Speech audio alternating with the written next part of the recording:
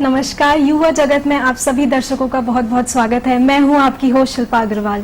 दर्शकों, शिक्षा एक ऐसा माध्यम है जो कि हमारे जीवन को एक नई दिशा देता है, एक नया सवेरा देता है। हमारे प्रदेश की शिक्षा प्रणाली को कई भागों में बांटा गया है, जैसे कि science stream, commerce stream, humanities और वोकेशनल ट्रेनिंग जैसे कि मीडिया, जर्नलिज्म आदि।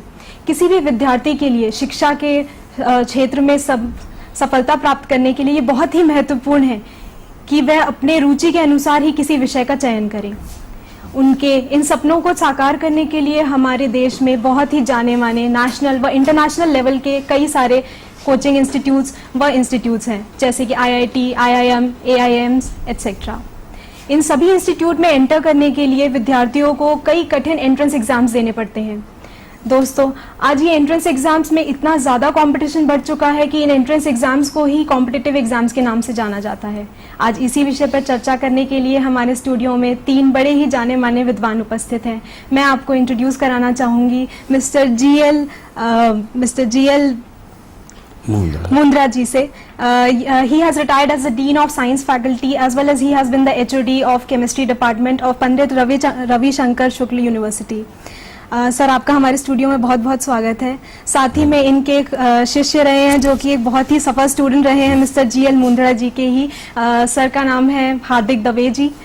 Sir, he has been by profession he is the environmental consultant and he has been an educational consultant in India as well as abroad. And sir ने कई lectures दिए हैं। And sir, आपका हमारे studio में बहुत बहुत स्वागत है। साथ ही में हमारे साथ उपस्थित है रायपुर शहर के जाने माने इंस्टीट्यूट, आईवी लीग इंस्टीट्यूट के कोचिंग इंस्टीट्यूट है जो कि उसके डायरेक्टर सर नैनानी जी। सर, आपका हमारे स्टूडियो में बहुत बहुत स्वागत है। सर, जैसे कि अभी जितने भी कोचिंग इंस्टीट्यूट्स आ रहे हैं, हर कोई बच्चों को बताते हैं कि 11th क्लास से जनरली कोचिंग स्टार्ट कर देनी चाहिए। बच्चे जनरली अपने हिसाब से देखा जाए तो 9th क्लास से स्टार्ट करते हैं, 11th क्लास से स्टार्ट करते हैं, या कई बच्चे ड्रॉप लेके 12th क्लास के बाद स्टार्ट करते हैं। तो सर, आपका क्या मानना है, कौन सा एक सही टाइम है बच्चे कोचिंग इंस्टीट्यूट ज्वाइन करें और उन्हें अपनी स्टडीज़ की तैयारी स्टार्ट कर देनी चाहिए? देखिए, सबसे अच्छा होता है कि आपके मन में अगर शुरुआत से ही क्लियर है कि हमें क्या करना है, इंजीनियरिंग की लाइन में जाना है या मेडिकल की लाइन में जाना है, अर्लियर द बेटर। जितना पहले अगर आप शुरुआत करेंगे तो आपके पास में समय ज़्यादा रहेगा लोगों के साथ कॉम्पीट करने का। जैसे रायपुर जैसी जगहों में तो फिर भी स्टूडेंट्स काफ़ी लेट कोचिंग या इन परीक्षाओं की तैयारियों के पीछे लगते हैं। बाकी जो स्टेट्स हैं, जैसे साउथ में आप चले जाएंगे, आंध्र प्रदेश है, या इवन नॉर्थ में आप जाएंगे, पटना आप चले जाइए, वहाँ के बच्चे काफ़ी पहले से ही इन एग्जाम्स की तैयारी के प्रति लग जाते हैं और उसी की वजह से ही उनको फ़ायदा भी होता है। तो जितना पहले अगर तैयारी को शुरू कर लेते हैं तो उतना उनके लिए बेहतर रहेगा, उनको ज़्यादा समय मिलेगा तैयारी करने के लिए। जी सर, पहले का मतलब 9th क्लास क्या ज़्यादा बर्डन नहीं पड़ जाएगा बच्चों के ऊपर, या 11th क्लास से मे बी उनको थोड़ी पकड़ हो जाए कि साइंस कैसा है, कॉमर्स कैसा है, उसके हिसाब से वो बर्डन देखिए देर सवेर तो उनको उठाना ही है जी। और शुरुआत में अगर वो अपने कॉन्सेप्ट के पीछे वो ध्यान दें, क्योंकि उस समय उनके पास में समय है कि वो कॉन्सेप्ट अपना क्लियर कर सकें। सिलेबस इतना ज़्यादा है, तीनों सब्जेक्ट्स का, फिजिक्स है, केमिस्ट्री है, या मैथमेटिक्स है, या बायोलॉजी है, तो उसके पीछे अगर आप कॉन्सेप्ट्स आप बिल्ड करना चाह रहे हैं अपने, तो उसके लिए आपको काफ़ी ज़्यादा किताबों को रिफ़र करना पड़ेगा, काफ़ी ज़्यादा आपको समय देना पड़ेगा उसके लिए। तो समय अगर आपके पास है, समय को आप अपने फेवर में लेकर चलते हैं तो आपको हमेशा उसका फ़ायदा मिलेगा। जी सर, आप खुद ही एक इंस्टीट्यूट में प्रोफेसर रह चुके हैं, you have been the HOD। Sir, आप क्या बताना चाहेंगे कि क्या 11th class is the right time to start? नहीं, जैसे नैनानी जी ने कहा है, और हमारे बाजू में भिलाई है जी, वहाँ पर भी ये ट्रेडिशन है जी कि 9th और 10th क्लास में वहाँ के या बच्चे जो है 11th और 12th का कोर्स कर लेते हैं जी। और जब वो 11th क्लास में आते हैं तो स्कूल का बर्डन उनके ऊपर में नहीं रहता है और 2 साल तक के लगातार जो है वो कोचिंग की तैयारी करते हैं, और इसीलिए वो क्या फर्स्ट अटेम्प्ट में अपने गोल को अचीव कर लेते हैं जी। तो ये तो 9th से ही चालू करना चाहिए। अच्छा जी। सर, आप खुद ही एक सफल छात्र रहे हैं, आप क्या बताना चाहेंगे हमारे दर्शकों को कि आपका क्या रूटीन रहा, या आपको क्या लगता है एक आइडियल रूटीन जो बच्चों को फॉलो करना चाहिए? मतलब किसी एक दिन में तीनों सब्जेक्ट एक साथ, physics, chemistry, maths, in case वो बच्चा इंजीनियरिंग की तैयारी कर रहा है तो उसे तीनों सब्जेक्ट्स एक साथ पढ़ने चाहिए, या एक दिन में एक सब्जेक्ट, और एट अ स्ट्रेच पढ़ना है कि ब्रेक दे दे के किस तरह पढ़ना चाहिए सर आपके हिसाब से? आपका क्वेश्चन बड़ा अच्छा है। जी। मेरे हिसाब से मल्टीटास्किंग जितना जल्दी हो सके जी। और सीख सके वो छात्रों के लिए उतना अच्छा है। सो हर दिन कुछ घंटे हर एक सब्जेक्ट के लिए रखें तो उसमें बेहतर होगा। जी। साथ में आप स्टडी करते हैं जो कैसे करते हैं वो इम्पोर्टेंट है, क्वांटिटी से ज़्यादा क्वालिटी। जी। तो आपका कंसंट्रेशन कैसे बनता है, तो ऐसा माना गया है कि सुबह अगर जल्दी उठ जाए तो हमारा माइंड फ्रेश रहता जी। है। सो अर्ली मॉर्निंग की जो स्टडीज रहती है मैं हमेशा रिकमेंड करता हूँ, मैंने फॉलो किया है, मुझे रिजल्ट मिला है, तो एक बहुत अच्छी चीज़ है। और हर रोज 1 घंटा आधा घंटा हर एक सब्जेक्ट में जाएं, क्या पढ़ाया गया है और क्या पढ़ाने वाले वो देखें, तो उससे उनको बेनिफिट मिलेगा। जी। एंड सर साथ में रिवीजन करते रहना चाहिए या रिवीजन को इन दी एंड मतलब लास्ट के प्रिपरेशन के लोग जो 3 महीने एग्जाम से जस्ट पहले उसके लिए छोड़े हैं कि साथ साथ रिवीजन करते रहें? यस, आई वुड से कि आपको साथ साथ में जैसे आपको कोई चैप्टर हो गया तो मोस्टली जी। जितने कोचिंग इंस्टीट्यूट्स है क्लासेस है वहाँ पे वीकली टेस्ट होते हैं या मंथली टेस्ट होते हैं, तो वो उसकी प्रिपरेशन करिए और at the end of the chapter subject के आप अपने खुद के नोट्स बनाइए, जी। हैंड रिटन नोट्स बनाइए। मैं एक अपने नोट्स बनाता था 400 पेज का बुक लेके और उसके भी बाद में जगह छोड़ता था, तो जैसे जैसे कुछ नए कॉन्सेप्ट आए, कुछ नई इन्फॉर्मेशन आई तो उसमें रखता था, तो वो आपका एक मिनी रिवीजन हो जाता है। जी। फिर जैसे आपके पास टाइम है, स्कूल में है, लंच में है, कहीं बैठे तो जस्ट घुमाते जाइए। ओके। एंड सर जैसे कि कई बच्चों को अब ये लगता है कि उनकी रात को ज़्यादा अच्छी पढ़ाई होती है, तो आपने कहा कि आप रेकमेंड करें कि सुबह पढ़ाई करें, so should they change their routine, मतलब अपना रूटीन जैसा उनका अभी तक चलता आ रहा है उसको चेंज करें या अभी जिस तरह चल रहा है वो रहने दें? हर एक का पढ़ने का अपना जी। तरीका होता है, लेकिन अगर हम साइंस के विद्यार्थी और साइंस समझे तो बहुत सीधा आंसर है कि आप लोग सुबह उठते हैं तो माइंड फ्रेश रहता है, जी।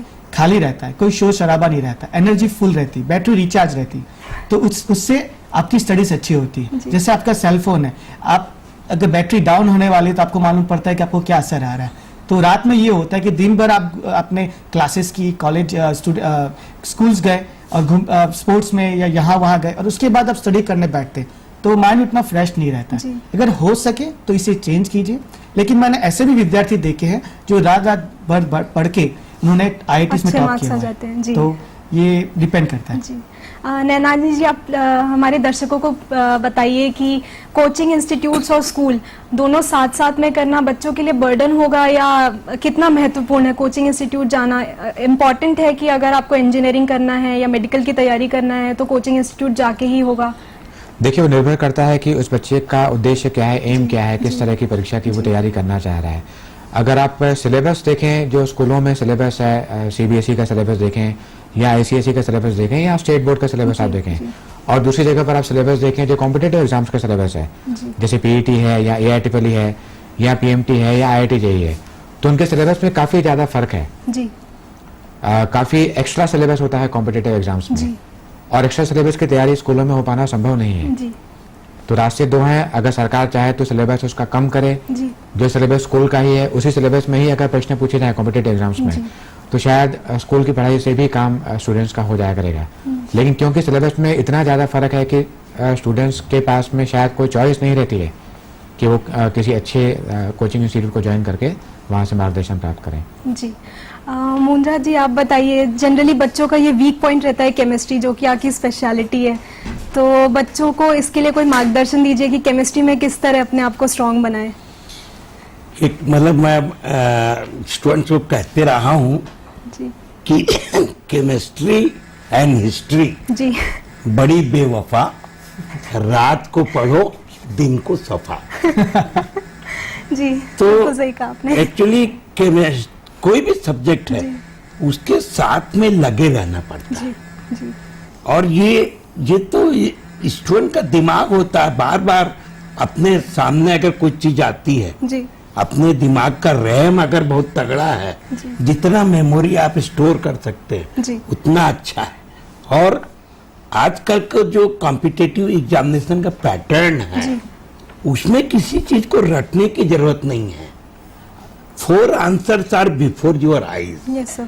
2 answers you can reject outrightly. Yes, sir. Your choice is only between the 2 questions. Yes, sir. Correct answer की चॉइस 50% है। जी तो जितना आई वॉश करेंगे, जितना रिवीजन करेंगे किसी सब्जेक्ट को, वो उतना बेटर रहता है। जी और केमिस्ट्री तो मैं तो आपको बताऊं कि मैं तो आपके सामने हूं, मैंने कभी ऐसा महसूस नहीं किया। और मैं किसी स्टूडेंट को अगर केमिस्ट्री पढ़ा दूं जी तो वो कभी ये कह नहीं सकता कि केमिस्ट्री डिफिकल्ट है। और आज तक के मेरा कोई स्टूडेंट केमिस्ट्री में धोखा नहीं खाया है। जी मैं केमिस्ट्री को तारणहार कहता हूँ।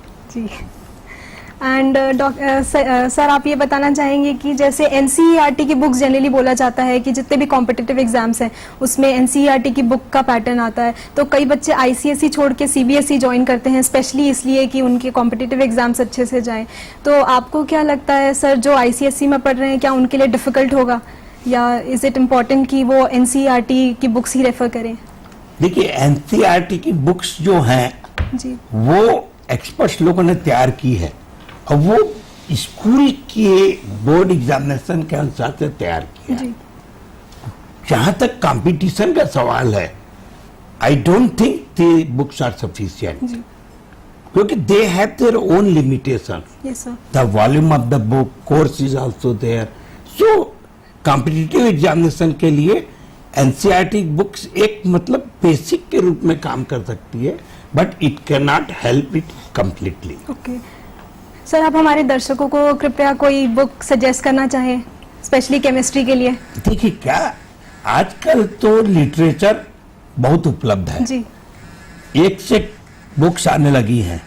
जब ये हार्दिक दवे अगर पढ़ते थे तो शैम्प सीरीज आती थी जी 3000 क्वेश्चन Yes, की। sir. आजकल इंडिया में जितनी भी बुक्स मोटी मोटी इतने आने लगी हैं, they are copy actually yes sir. आप सच टाइप ऑफ बुक्स। जी now it is internet is available, yes sir. Internet में भी बहुत सारे क्वेश्चन आते रहते हैं। जी When we go for the valuation of paper, जब answers are to be finalized, at times we have to look into the internet also. Yes sir. Nowadays, many things are available. Yes sir. You can stick to any book. When some student comes to me, I always say junior science refresher is there, chemistry today is there. So many magazines are also coming. So जितना आप इनमें involve होगे Yes, sir. उतना no single book can suffice for everything. Okay sir. And sir, जैसे आपने खुद भी prepare किया है कॉम्पिटिटिव एग्जाम्स के लिए, आपको क्या लगा कि जैसे आईआईटी जेई को अगर माइंड में रख के कोई बच्चा प्रिपेयर करे तो क्या वो AIEEE में एक्सेल करेगा साथ में, या if he completely concentrates on AIEEE तो फिर क्या वो IIT JEE में एक्सेल कर पाएगा? ये दोनों एग्जाम्स डिफरेंट हैं कि एक ही अप्रोच के साथ चलें तो इसमें भी या स्टेट लेवल एग्जाम सब में हम सफलता प्राप्त कर सकते हैं? I would say IIT JEE है वो मदर ऑफ ऑल। जी अगर आपने उसकी तैयारी की है जी तो मोस्ट प्रोबेबली आपको किसी चीज की जरूरत नहीं पड़ेगी। जी कारण ये है कि IIT की जो एग्जाम है वहां पे आपके फंडामेंटल्स चेक किए जाते जी। हैं। अगर आपके फंडामेंटल्स क्लियर है तो आप AEEE या स्टेट PET या PMT एग्जाम आराम से निकाल सकते हैं। जी ओके। एंड नैनानी जी, कृपया हमारे दर्शकों को बताइए, जनरली जितने भी बच्चे प्रिपेयर करते हैं सबको बोला जाता है टाइम मैनेजमेंट प्रॉपर होना चाहिए, रूटीन रहना चाहिए। Sir exactly what is time management? देखिए इसमें दो बातें जरूरी हैं पढ़ाई अगर हम अच्छी तरह से करना चाहते हैं। एक तो डिवोशन, मन में सिंसियरिटी। डिवोशन अगर आपका नहीं है, सेल्फ स्टडी की भावना अगर आपके अंदर में नहीं है, तो आप कोई भी अच्छे से अच्छे स्कूल में आप चले जाइए या कोई भी अच्छे से अच्छे कोचिंग इंस्टीट्यूट का ज्वाइन कर लीजिए, सिलेक्शन आपका नहीं होगा अगर आपके अंदर सिंसियरिटी नहीं है या सेल्फ स्टडी की अगर आपको हैबिट नहीं है। जी कोचिंग इंस्टीट्यूट में आप जाएंगे तो आप 2 घंटे या 3 घंटे आप एक दिन पे पढ़ाई करवाएंगे आपको, उसके बाद में आपको घर जाकर खुद ही उसको आगे की आपको तैयारी करनी है। होमवर्क आपको मिलेगा या आपको क्वेश्चन सॉल्व करने के लिए आपको किताबें दी जाएंगी। सेल्फ स्टडी काफ़ी ज़्यादा इंपॉर्टेंट है apart from going to a good institute. जी और उसके अलावा एक टाइम मैनेजमेंट का जहाँ तक सवाल है, टाइम मैनेजमेंट भी बहुत ज़्यादा जरूरी है, क्योंकि समय आपके पास में अगर आपने 11th क्लास में मान लीजिए अगर आपने पढ़ाई शुरू की है तो आपके पास 2 साल ही हैं जिसमें काफ़ी बड़ा आपको सिलेबस कवर करना है। Yes sir. तो time management is definitely far more important कि आपको फोकस करके जो टॉपिक्स इंपॉर्टेंट हैं जी उनके ऊपर आपको ज़्यादा समय देकर, ज़्यादा ध्यान देकर आपको तैयारी बेसिकली सेलेक्टिव स्टडी अच्छी आई थिंक सिलेक्टिव स्टडी आपको करनी चाहिए और फोकस आपको लेकर चलना चाहिए। फोकस आपको लेकर चलना चाहिए कि किसी टॉपिक की आप शुरुआत आप करते हैं तो शुरुआत में आप कॉन्सेप्ट्स आप बिल्डअप करने की कोशिश करें, और एक बार आपका कॉन्सेप्ट बिल्डअप होना शुरू हो जाए तो उस कॉन्सेप्ट के ऊपर आप न्यूमेरिकल्स आप सॉल्व करते चलिए, प्रॉब्लम्स आप सॉल्व करते चलिए, जितनी आपकी ज़्यादा प्रैक्टिस रहेगी उतना आपकी पकड़ मजबूत होती चलेगी। जी सर, जैसे आप कई छात्रों को प्रिपेयर करते हुए देखते होंगे, आपको क्या लगता है कोई ऐसी मिस्टेक जो बच्चे जनरली कमिट करते हैं ड्यूरिंग द प्रिपरेशन पीरियड, जो कि आप चाहते हैं कि हमारे दर्शक जो आपको देख रहे हैं वो आगे से ये सब मिस्टेक्स ना करें वाइल प्रिपरेशन? मिस्टेक्स में शायद मैं नहीं कहना चाहूँगा इसको, लेकिन एक चीज़ ज़रूर है कि एक आत्मविश्वास की कमी शायद हम कह सकते हैं इस बात को, जो कि हमारे जो रायपुर शहर या आसपास के जो एरिया के छात्रों में कुछ है। इस वजह से उनके मन में एक ही ऐसी भावना होती है कि शायद हम जिस जगह पर रहते हैं वहाँ काफ़ी स्टूडेंट्स का सिलेक्शन नहीं हो पाता है। इस वजह से उनको लगता है कि हमारे पास भी चांस काफ़ी कम है, लेकिन यहाँ के स्टूडेंट्स ही जब बाहर जाते हैं पढ़ने के लिए तो उनका सिलेक्शन होता है। जी सही बात है। इसका मतलब कि यहाँ के छात्रों में कोई कमी नहीं है, शायद अगर कुछ कमी है तो किसी तरह के माहौल की और एक कॉन्फिडेंस की, वो चीज़ें अगर अपने अंदर वो पैदा कर सकें तो कोई ऐसी बात नहीं है कि यहाँ से ज़्यादा छात्रों का सिलेक्शन हो सके। जी सर, हमारे स्टूडियो में बहुत सारे छात्र भी मौजूद हैं जो कि बहुत ज़्यादा उत्सुक है, वो लोग खुद भी प्रिपेयर कर रहे हैं IIT JEE के, जनरली सब 11th क्लास के छात्र हैं। सर, ये आपसे कुछ प्रश्न पूछना चाहेंगे। सर, मेरा नाम अक्षिता मंजाना है, student of 11th standard from holy cross कापा। मेरा क्वेश्चन ये है कि the basic motive of both coachings and school is to provide education, तो फिर ऐसा क्यों है कि स्कूल्स और कोचिंग्स एक तरीके की रिबेलियन में रहते हैं? स्कूल के टीचर्स कोचिंग्स के इतना अगेंस्ट क्यों होते हैं? ना, एक्चुअली आपको ऐसा महसूस होता है, परंतु आपको जान के आश्चर्य होगा कि स्कूल के टीचर खुद अपने बच्चों को कोचिंग क्लासेस में भेजते हैं, खुद भेजते हैं। अब वो थोड़ा सा उनका प्रोफेशनल एटीट्यूड होता है, उनका सोचिए कि भैया हमारे पास में आएंगे, तो that is professional attitude, but it is not jealousy, it is not jealousy. आप कुछ पूछना चाहेंगे? मेरा नाम मोनिका फतवानी है, मैं ज्ञान गंगा एजुकेशनल एकेडमी से हूँ। हमें दिन में कितने घंटे पढ़ाई करनी चाहिए ताकि हमें कॉम्पिटिटिव एग्जाम में अच्छी रैंक आ सके? ना, देखिए, मैं इसके बारे में बतलाना चाहता हूँ, और मैं एक स्टूडेंट का जो टाइम टेबल होना चाहिए, यस सर, इसके बारे में मैं चेकआउट करता हूँ। आप मतलब उसको नोट कर सकते हैं भविष्य में भी, कि हर स्टूडेंट के पास में 24 आवर्स होते हैं। और इसके पहले जब हार्दिक दवे वगैरह आया करते थे, तो जैसे अगर कोई मैथमेटिक्स स्ट्रीम वाला है, उसको 3 सब्जेक्ट पढ़ने पड़ते हैं, और हर सब्जेक्ट का एक वीक में 3 पीरियड जरूर होना चाहिए। 1.5 से 2 घंटे की कोचिंग होना चाहिए हर सब्जेक्ट की। तो 9 पीरियड होते हैं, मैथमेटिक्स में 1 पीरियड और कुल 10 पीरियड हो जाते हैं। Yes sir. तो 2 और 2 4 घंटे आपको, एक सवेरे एक शाम को 4 घंटे आप कोचिंग में निकाल दीजिए।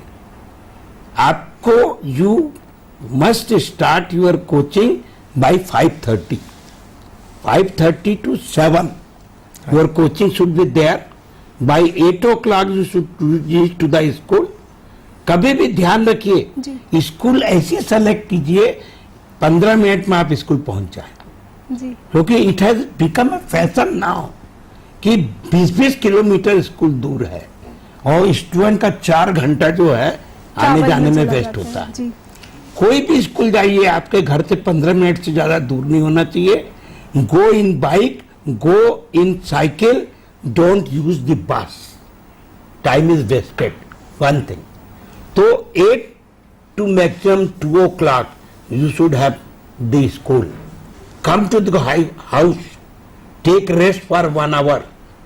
Then you can, depending upon the teacher, you can go for the second tuition for 2 hours, either by 5 o'clock or 7 o'clock. Before that you can do some study. After returning, say by 8 o'clock, then have a little relaxing mood, and then read at least up to 12 o'clock. Or if you are rising in the morning, to read up to 11 o'clock. So in all, in study you should devote 10 hours, 10 hours, 11 hours for study and all this thing. At least besides your schooling and coaching, 4 hours study should be there for the various subject, and you should take rest for 6 hours, not more than that. Sir इसका मतलब साथ में in case कोई बच्चा को curricular activity में जाना चाहता है, कुछ गेम्स या ये सब, No, is it possible? if you want to really compete, Yes sir. stop everything for 2 hours. Years. 2 years. Yes sir. 11th and 12th, these are the most important Yes, years sir. of your education life. Yes sir. I would like to add, मैं 10वीं तक Raipur state की ओर से badminton खेलता था। जी मैंने बहुत सारी ट्रॉफीज भी जीती डिस्ट्रिक्ट जी। में, स्टेट में। लेकिन 11th में आने के बाद मुंद्रा सर और सीनियर सर के मार्गदर्शन में मैंने खेलना बंद कर दिया। जी और उस समय मुझे ऐसा लगता था कि वो ट्रॉफी, वो मेरे दोस्त, मेरे यार, मेरा गेम, मेरा एक स्पोर्ट्स मैन बनने का जो सपना चूर चूर हो जाएगा। तो कहते ना, दिल में पत्थर रख के मैंने वो बंद जी। किया, 2 साल कंसंट्रेट किया। फिर मुझे REC सूरत में एडमिशन मिला और वहाँ फिर मैंने खेलना शुरू किया, और मैं वहाँ पे डिपार्टमेंटल कैप्टन, कॉलेज कैप्टन, और मैंने वहाँ भी बहुत ट्रॉफीज जीती। अभी भी खेल सकते हैं, लेकिन अगर आपको पढ़ना है तो ये टर्निंग पॉइंट है 11th और 12th, और आपको फोकस करना ही होगा। जी, मतलब रिवॉर्ड अल्टीमेटली इसका मिलेगा। आप 2 hours इसमें पुट इन करिए और ultimately you will get selected. Yes. जी सर, आप बताइए, would you suggest individual study और group study? I would always suggest group. Group में हम लोग, जैसे मुंद्रा सर के हम लोग जाते थे या अदर कोचिंग क्लासेस में, तो हम ऐसे ग्रुप में पढ़ते थे जी। और सर के आने से पहले आधा घंटा डिस्कस करते थे। जी तो डिस्कस करने से फंडामेंटल्स क्लियर होते। हम जस्ट नोट्स पढ़ जाते, हमें समझ में नहीं आता, कभी कभी रट्टा मार लेते, लेकिन समझ में नहीं आता। लेकिन मेरे बाजू वाला है या कोई तीसरा जो ग्रुप में है, उसके अपने खुद के फंडे हैं, जी। उसने अपनी कुछ मेथड्स बनाई है। Like, excuse me, I would always say how to forget जी। Words, how to forget formulas. तो वो आपके साथ शेयर करेगा, आप भी उसके साथ अपनी चीजें शेयर करेंगे। जी। तो group studies is most important. Okay sir, she would like to ask you something. मेरा नाम प्रीति फतवानी है, मैं ज्ञानगंगा से हूँ। मेरा यह प्रश्न है कि ट्यूशन और कोचिंग क्लासेस में क्या अंतर है और उनका क्या महत्व पड़ता है?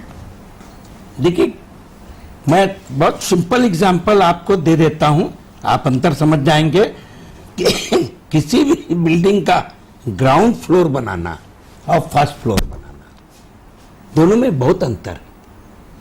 इसी तरह से ट्यूशन जो होता है ये बेसिक्स के लिए होता है, और ट्यूशन स्टार्ट किया जाता है क्लीन स्लेट से। You don't know, you have a clean slate, you are to, a teacher has to start teaching you from A, B, C, D. But coaching, you should have a level of your knowledge. You should know your subject. Then you can do the brushing and you can understand. You know that Sachin Tendulkar का गुरु कोई और था और Indian team का coach अलग है।